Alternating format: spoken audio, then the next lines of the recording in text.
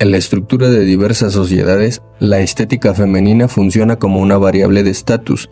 Sin embargo, bajo condiciones específicas, la belleza opera como un factor de riesgo que deriva en el aislamiento social, la persecución o el fallecimiento de la persona.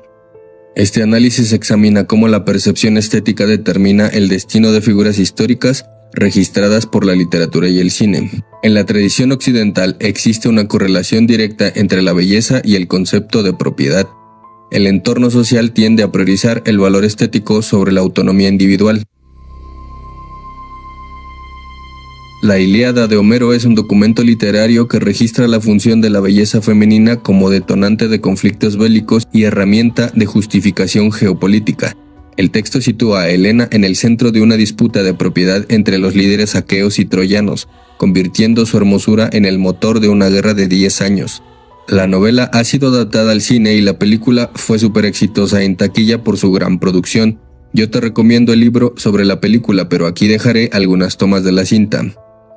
En la estructura social micénica descrita en el poema, la belleza femenina es un botín de guerra.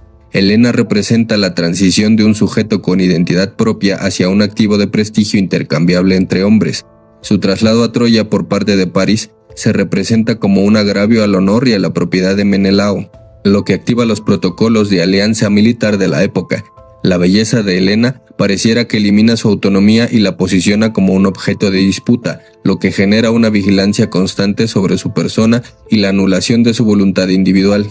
El relato documenta la reacción de la sociedad troyana ante la presencia de Helena. Los ancianos de la ciudad, según el registro del Canto III, establecen una relación directa entre la apariencia física de la mujer y la destrucción inminente del Estado. Esta percepción transforma la belleza en un presagio de muerte. Helena, en sus intervenciones directas, manifiesta la carga de responsabilidad y el aislamiento social que le produce ser el centro del conflicto.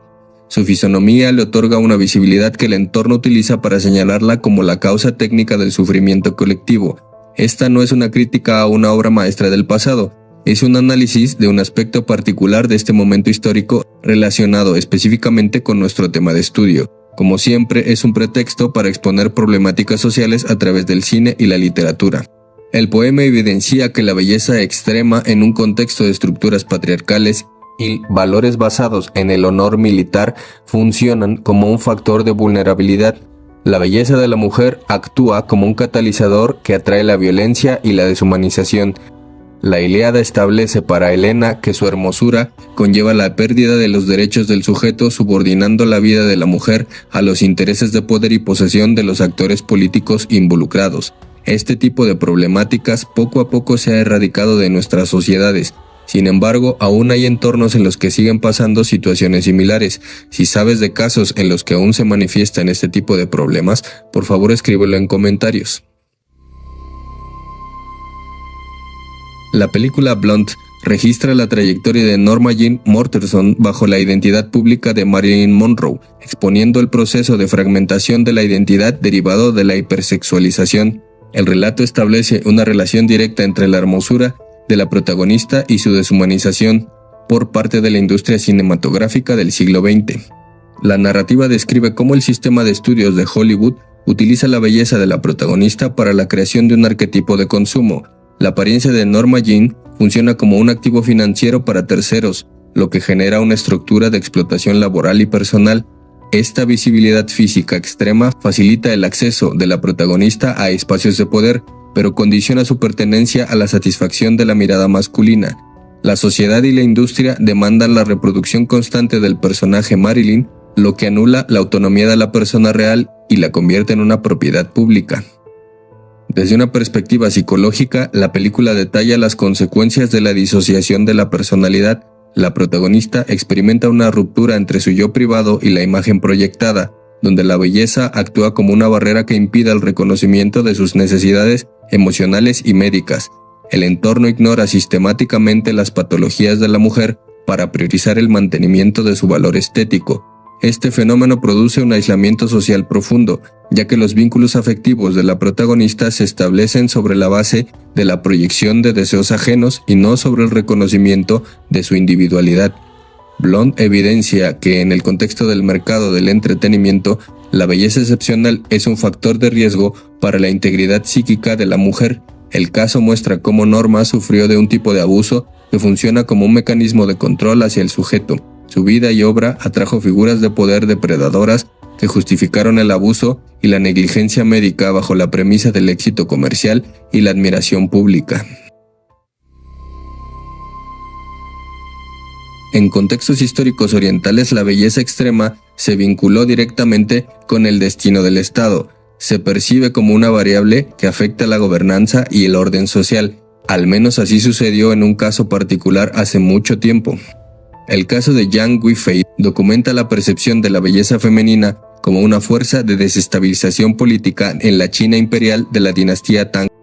Los registros históricos, literarios y cinematográficos presentan su fisonomía como el elemento causal de la decadencia del reinado del emperador Xuanzong, convirtiendo su belleza en una justificación para el sacrificio humano en favor del orden estatal.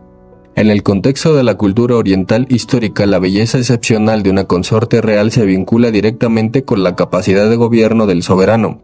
La narrativa de El canto de la amargura eterna de Bai Huyi registra cómo la atención del emperador hacia la belleza de Yang produce una negligencia en los asuntos de la administración pública. La sociedad y la estructura militar de la época interpretan esa atracción como una ruptura del equilibrio dinástico. Durante la rebelión de An Lushan, esta percepción se transforma en una demanda de ejecución. Los soldados del ejército imperial condicionan su lealtad a la muerte de Yang, identificando su existencia como la fuente técnica del caos social. La película Legend of the Demon Cat expone la manipulación institucional de la imagen de la mujer.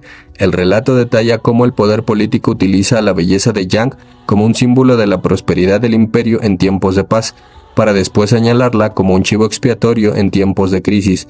La fisonomía de Yang atrae el favoritismo imperial, lo que genera una estructura de envidia y resentimiento en la corte. El filme muestra que la ejecución de la mujer es un acto de gestión política destinado a restaurar la autoridad del emperador ante sus tropas. La belleza funciona aquí como una condena de muerte obligatoria para salvar la legitimidad de la institución monárquica. El registro de Yang Guifei evidencia que en la cosmovisión histórica oriental, la estética femenina excepcional conlleva una carga de responsabilidad colectiva. En este caso, nuevamente, la mujer deja de ser un individuo. Desde la psicología social, estos casos demuestran el proceso de deshumanización por idealización. Al priorizar la perfección estética, el entorno sustituye las necesidades del individuo por expectativas sociales. Algunas de esas consecuencias son la segregación social, donde la belleza excepcional produce dinámicas de intimidación o rivalidad, lo que reduce el apoyo social efectivo de la persona. La proyección social, donde la sociedad utiliza la imagen de estas mujeres para depositar sus propios deseos o inseguridades, sustituyendo la identidad del individuo por una construcción externa. Y la vulnerabilidad ante el poder. La apariencia física funciona aquí como un imán para figuras de autoridad con conductas depredadoras. En estos casos, la mujer es tratada como un objetivo a alcanzar dentro de una jerarquía de poder. Este ejemplo analiza la transición entre los siglos XIX y XX, donde la estética femenina se utilizó para validar el consumo del talento ajeno. El caso de Camille registra la transformación de una mujer artista en un objeto de consumo y posterior desecho social dentro del contexto del arte europeo de finales del siglo XIX. Los registros biográficos de esta persona y las representaciones cinematográficas de 1988 y 2013 exponen cómo la fisonomía de Claudel condicionó su acceso al poder profesional para después facilitar su anulación civil. En el entorno de la escultura parisina, la belleza de Claudel funcionó como el factor que permitió su ingreso al taller de Auguste Rodin. La cultura de la época estableció una jerarquía donde la estética de la mujer la situaba prioritariamente en el rol de modelo e inspiración, subordinando su capacidad técnica. La crítica de arte y el círculo social de la época vincularon el mérito de sus obras a su relación física con Rodin, eliminando su autonomía creativa. Esta percepción convirtió su apariencia en una barrera para el reconocimiento de su propiedad intelectual, reduciendo su identidad profesional a la categoría de musa. La película Camille Claudel registra la etapa de reclusión psiquiátrica del artista, donde el entorno familiar y médico utilizó su historial de intensidad emocional para justificar un encierro de 30 años.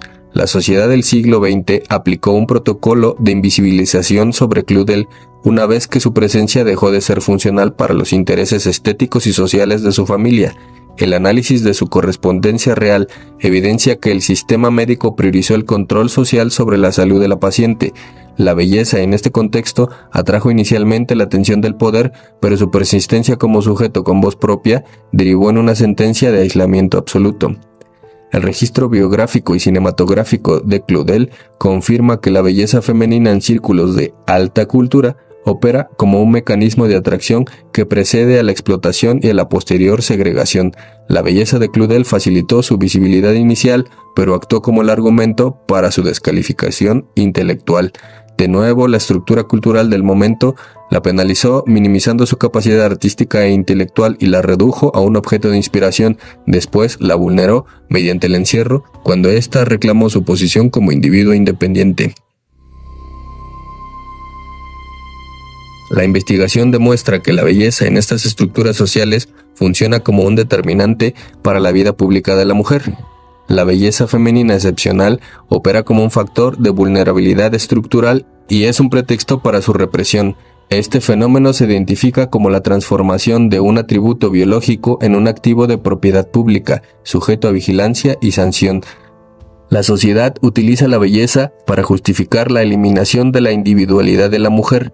En contextos bélicos o dinásticos, la fisonomía de la mujer sirve como un argumento técnico para el sacrificio o la guerra, desplazando la responsabilidad de los actores políticos hacia la imagen del sujeto. En la modernidad industrial y artística, la estética funciona como un criterio de diagnóstico médico o laboral. El sistema clasifica a la mujer bajo el estándar de objeto de consumo o musa, lo que permite a las instituciones, la familia, la clínica o el estudio de cine ejercer un control punitivo cuando el sujeto intenta reclamar su autonomía. El entorno social aplica el castigo a la mujer bella bajo la idea de la estabilidad colectiva.